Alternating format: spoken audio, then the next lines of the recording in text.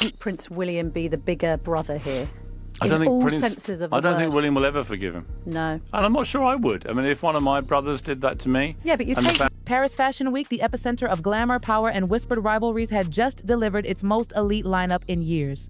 Yet, among all its dazzling events, the most talked about soiree wasn't the runway. It was Yves Saint Laurent's secret after-party, the crown jewel of exclusivity, tucked away at the Hotel de Crillon beneath chandeliers that shimmered like liquid diamonds. This was no ordinary fashion gathering. This was where alliances were formed over champagne, where deals were whispered, not signed. Every single guest was handpicked by YSL's creative genius himself, Anthony Vaccarello, a man known for his sharp taste, minimalist mastery, and absolute zero tolerance for chaos. So when Meghan Markle's name popped up on the guest list, jaws dropped. Staff whispered in disbelief, double-checking their iPads. Surely that's a mistake, one muttered, but it wasn't. What nobody knew yet was that this single mistake would become the spark that lit the biggest fire Paris fashion had seen in years. Lots of grudges, yeah, but I just have heard William will never. According to multiple insiders, Meghan's team had found a loophole sneaking her access through a third-party PR agency, bypassing YSL's internal approval. Translation, she wasn't invited. She'd invited herself. That night, as Paris's most powerful editors and designers drifted through marble corridors, Meghan made her entrance dramatic, cinematic, and oh so calculated. She arrived in a sleek black velvet gown with exaggerated shoulders, pure YSL energy, except it wasn't actually YSL. At exactly 10:37 p.m., she swept into the party, flanked by her stylist and a mini camera crew claiming it was all part of a documentary about her return to fashion. Within minutes, the air changed. One YSL press coordinator whispered urgently into her headset, "She's not on the list, but she's already inside." At first, they let it go. No harm, no noise yet. But that calm evaporated the second Meghan approached Anthony Vaccarello himself. Witnesses swear the moment could have frozen time.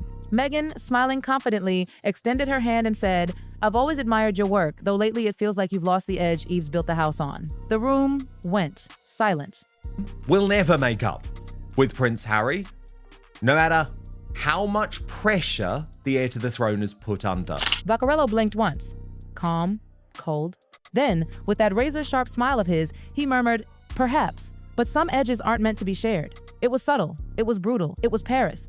Meghan let out a light laugh, pretending it was witty banter. But the fashion insiders around them, they saw blood in the water. A woman who wasn't even invited had just criticized one of the most powerful designers in the world to his face. That is the revelation from Piers Morgan, who, let's just remember for 1 second, is a royal insider, close friend Queen Camilla. So I have a feeling I know where this is coming from. We're going to get analysis from royal YouTube sensation, according to Taz, in just one moment. But first, watch this. Within minutes, the message went down the YSL chain. Escort her out quietly. No shouting, no scene, just silent removal. But the cameras were already rolling. And that's how the night's most viral clip was born. Meghan Markle turning to security, whispering, "You'll regret this. Everyone in Paris knows I belong here." By sunrise, those words were everywhere. Headlines screamed across the globe. Meghan Markle kicked out of YSL after insulting designer. Uninvited Duchess sparks chaos at Paris Fashion Week. Even her most loyal PR contacts refused to defend her. One anonymous insider told Page 6 she crossed the wrong person. At YSL headquarters, Anthony Vaccarello stayed silent. His PR chief released just one ice-cold statement by noon. Yves Saint Laurent celebrates artistry and invitation-only intimacy. Last night's event was no exception. No names, no direct hit. But the message was loud and lethal. Still, silence only fueled curiosity. Leaks poured in. Apparently, Meghan hadn't just mingled, she'd interrupted a circle of editors and designers to critique YSL's latest collection, calling it sterile and uninspired. One witness told Elle France, it wasn't the critique itself. It was who it came from. You don't walk into a cathedral and tell the architect you'd have done the windows differently. Within hours, number YSL Gate was trending. TikToks recreated the scene.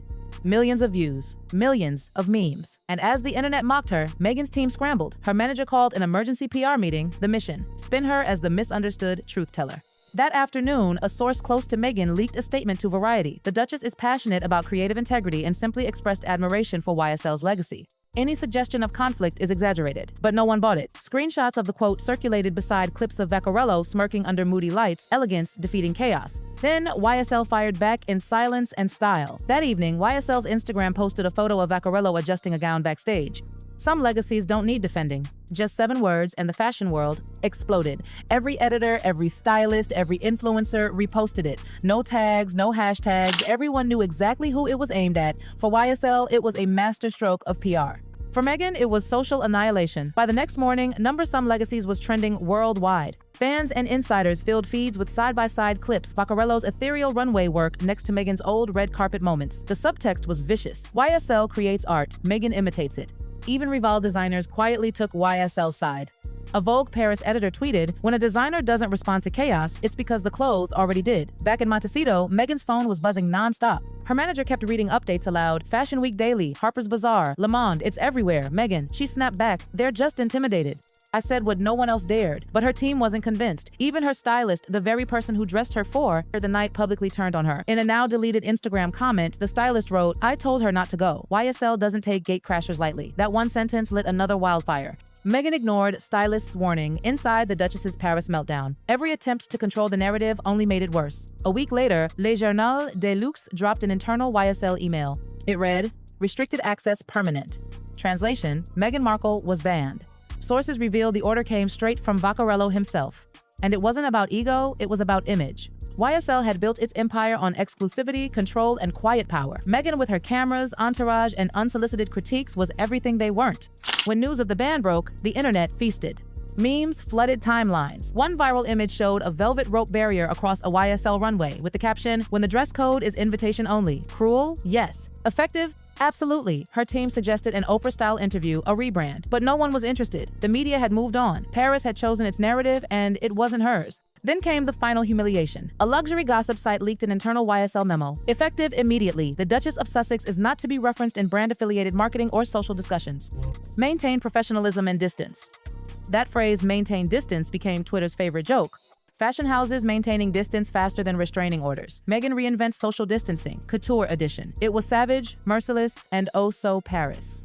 Because in that city, reputations aren't canceled. They're erased beautifully. Weeks passed, the internet found new scandals, but Meghan's exile lingered. In fashion circles, silence wasn't forgiveness. It was punishment, served cold with caviar. Behind closed doors, stylists whispered to interns, "Don't pull a Meghan." It meant, "Don't speak out of turn. Don't mistake access for authority." Still, Meghan refused to fade away. Determined to rebuild, she launched Project Maison Arch, her own lifestyle and fashion platform meant to redefine modern couture for women who don't wait for permission. Her first cover shoot, Meghan in a white tuxedo dress staring straight into the camera with the headline, "Uninvited, Undeterred," the internet exploded again. Supporters praised it as bold. Critics called it tone-deaf. Le Figaro mocked, "The Duchess can't stop talking about the door that closed." Behind the scenes, it got worse.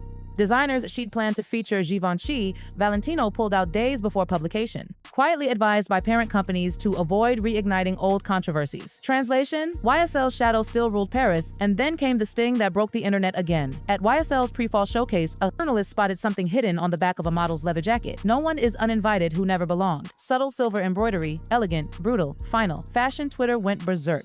Is Vaccarello trolling Meghan? That's couture-level shade. When Meghan saw the photos, her assistant tried to downplay it. "It's not confirmed, it's about you." But Meghan knew.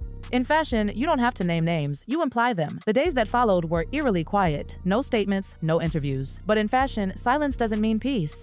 It means you're being erased. YSL's next campaign, The Voice of Elegance, launched without a single mention, yet the visuals said everything. Billboards on the Champs, Élysée read, "Elegance listens before it speaks." The subtext, deafening. Meanwhile, Meghan's new platform, Maison Arch, began to crumble. Advertisers pulled out. One sponsor bluntly emailed, "We admire her voice, but fashion isn't about noise, it's about narrative." Her publicist warned, "The only thing worse than being excluded is trying to talk your way back in." But Meghan refused to quit. She planned a redemption moment, a Los Angeles charity gala. Her new team styled her in a black satin gown, angular shoulders, plunging neckline, YSL inspired, but not YSL. The internet loved it for 5 minutes. Then a Paris critic posted a side-by-side, her dress next to a 1,985 YSL archive piece. The caption read, "Even her redemption arc wears Saint Laurent. Hashtag number Archer Saint Laurent shadow." The meme storm returned. Hours later, YSL's official account posted a close-up of black silk being hand-stitched. Caption, "We never repeat. We refine." It was over. Even her comeback now looked like a cry for attention from the house that had shut her out. In Paris, the YSL versus Meghan saga had evolved into legend, a cautionary fable told over espresso and gossip. Don't be the Vans Baysum Duchess who told Vaccarello how to design. At YSL, business was booming. Their collections were darker, sharper, quieter, the kind of power that doesn't speak, but still dominates. Vaccarello didn't need to mention her name ever again. He'd already immortalized her in silence. His next runway opened with the quote projected across the stage, "Fashions fade. Style is eternal. Everyone knew the meaning. YSL had closed the book and sealed it with timelessness. Across the ocean, Meghan's world shrank. Her team had thinned out. Brand partners ghosted her.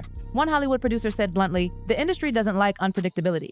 And she's become that. Still, she clung to her truth. At a private dinner, she confided to a friend, "If a man had said what I said, they'd call him visionary. But when I do, I'm exiled." The friend didn't reply, just nodded, knowing that quote would soon become a headline. And it did. The Hollywood Reporter ran. Meghan Markle speaks out. "I wasn't uninvited. I was misunderstood. It was meant to be redemption." Instead, critics tore it apart.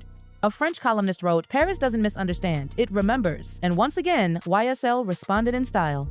At their next press event, a journalist teasingly asked Vaccarello if forgiveness was possible. He smiled faintly and said, "There's nothing to forgive. It was never personal. It's just not couture to argue." It became the quote of the season, a mic drop in silk gloves.